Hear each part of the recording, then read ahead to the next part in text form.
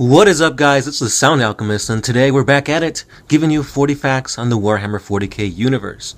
If you guys don't know yet, we have been doing a viewer appreciation giveaway. We did one during the Necron Lord video, and we did one just yesterday on the, I believe it was the Cabals of the Dark Eldar. So check those out for chances to win epic Warhammer 40k miniatures, or box sets for that matter.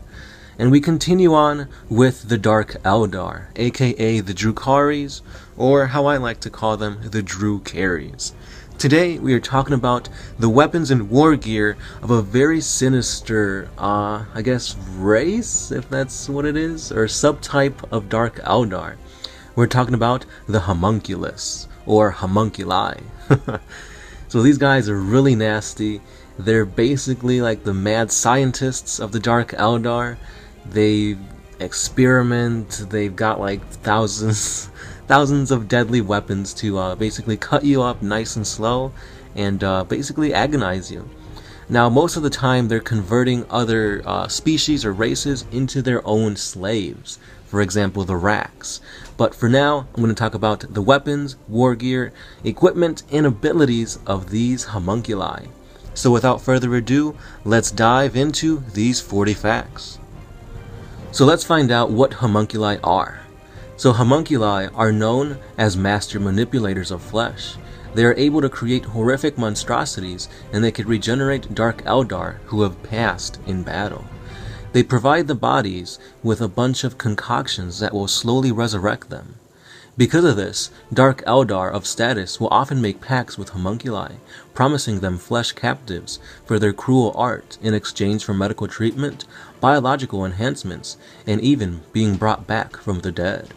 Like most Dark Eldar, they form into factions, known as the Covens of Haemunculi. The first Haemunculi were originally the masters of the ancient Eldar Empire. And now let's talk about their abilities and weapons. Scissor Hands. A scissor hand is an incredibly dangerous close combat weapon used by the Haemunculi. It is essentially a glove with long monomolecular blades attached to the fingertips, something like claws. This glove has a series of vein-like tubes that run along each finger, slowly reapplying an incredibly virulent poison to the blades. Victims who receive even the slightest of scratches by these blades become racked with pain, so incredible that it frequently causes a target to pass out or even die from this excruciating torment.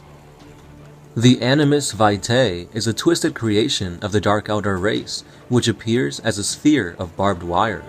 When activated, this device explodes outward, where it captures enemies within its grasp and leaves them in agony. In that state, it slowly drains them of their life force, and can be highly invigorating to the Dark Eldar to watch them scream. The Venom Blade is the hallmark of the Dark Eldar aristocracy. There are vast numbers of all kinds of poison weapons, like Vambrance's blades, Vambrance's knives, daggers, swords, schmittars, whips, and even more beyond human imagination.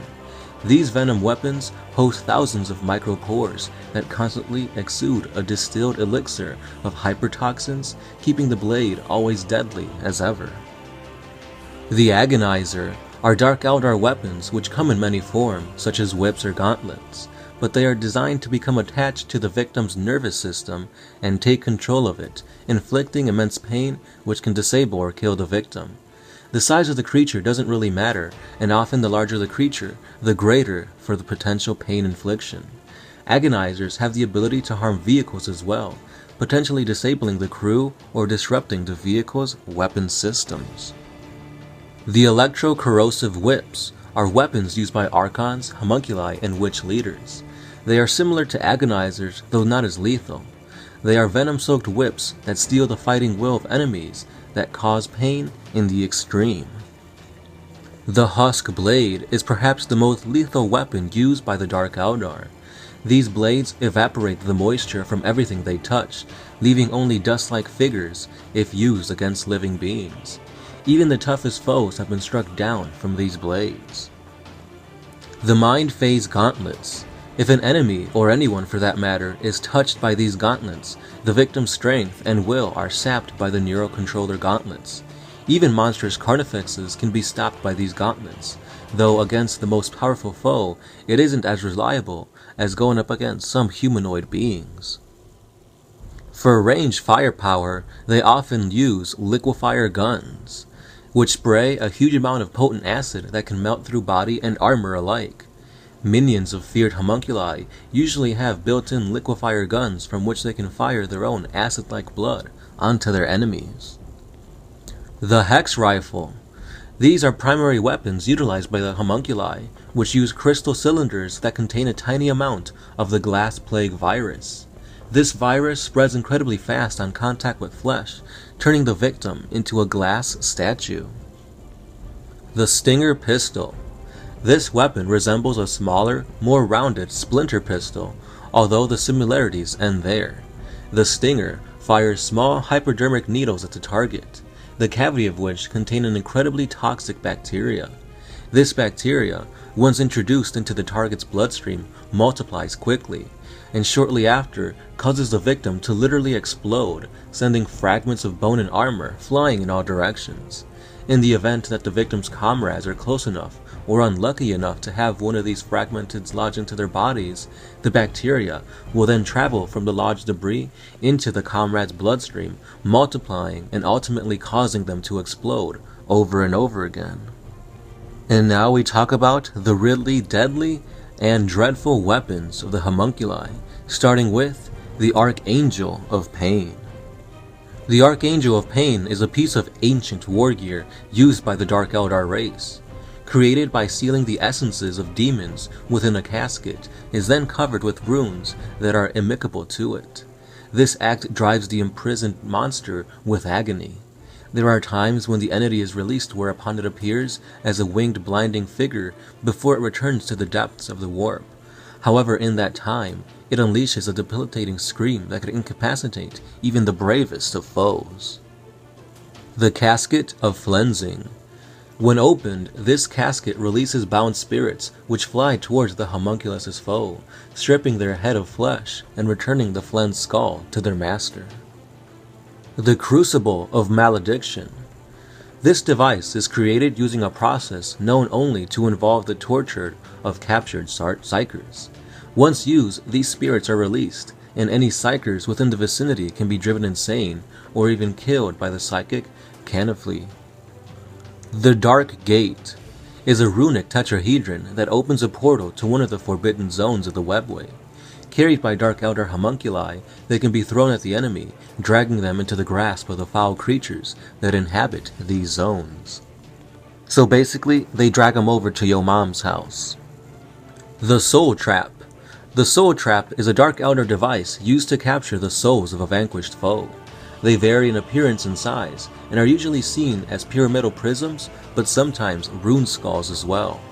Soul traps empower their owner with the stolen energies of their enemies, often making them vastly stronger and more powerful. They are also known to be used in armor carried by archons, such as Velocian Sithrak of the Cabal of the Black Heart. The Orb of Despair is an item used by homunculi. A black sphere containing bound souls, the orb can be thrown at the enemy, sending out a shockwave of dark power. The Shatter Shards were once part of an interdimensional portal known as the Mirror of Planes. These shards have been weaponized by the Vorsh so they can catch an enemy's reflection, and then when the Shatter Shard is broken, the target is also shattered into pieces as well. The Vexator Mask allows its wearer to confuse his or her foes in close combat by projecting distracting images. The mask itself often takes the form of a delicate, rune-adored mask of skin and bone, and it can project images of the viewer's trusted friend, lover, beloved leader to distract him at a crucial moment in time. And lastly, we have the Webway Portal. So Webway portals are a type of wargear used by the Dark Eldar and the Harlequin. Based on the Webway technology developed by the Eldar Empire, it actually is a mobile form of portal which can be linked to the Webway. It is carried onto the field where it's deployed and then activated. These devices offer no risk to travelers and cannot be destroyed when used. Essentially, it is a means of travel. Now the homunculi also employ many gruesome machines and minions in battle. Oftentimes, Rax and Grotex do much of their dirty work, and the homunculi consider the engines of pain to be the pinnacle of their art. But perhaps most dangerously, the homunculi of the Dark City are able to transcend death entirely. By means of their twisted soul science, they often leave a small part of their essence in rune-carved caskets and extra-dimensional pockets, so that even if their corporeal form be vaporized, they could inhabit new flesh. For a homunculus to be truly extinguished, he must be utterly destroyed, both corporeal and spiritually as well. And there you have it, guys. That was the equipment, abilities, weapons, and war gear of the Dark Eldar Masters of Pain, Agony, and Biological Manipulation. What did you guys think about these guys? In my opinion, they're probably my favorite units in all of the Drukhari line. Next time, I will either cover, what do they call it? The Grotesques, the Rax, and the Talos Pain Engine, because those models are freaking awesome. Also, I do want to get into the lore of the Master Homunculus, Urian Rakarth. He seems pretty cool, so I might get into that. But first, I have to finish the Gathering Storm lore. Right now, I'm compiling the stuff to kind of make it smaller and more compact, because there's a lot of lore in that book. So hopefully I'll get it to you by the end of the week. If not, then next week for sure. But anyway, guys, let me know what you guys think of the homunculi. Do you like their whole, I guess, feel to them, that they're kind of like mad scientists and whatnot? It's pretty cool in my opinion. Anyway, let me know what else you want me to cover in the comments below, and I'll catch you guys next time. This has been the Sound Alchemist, part of One Mind Syndicate, and I'm signing out.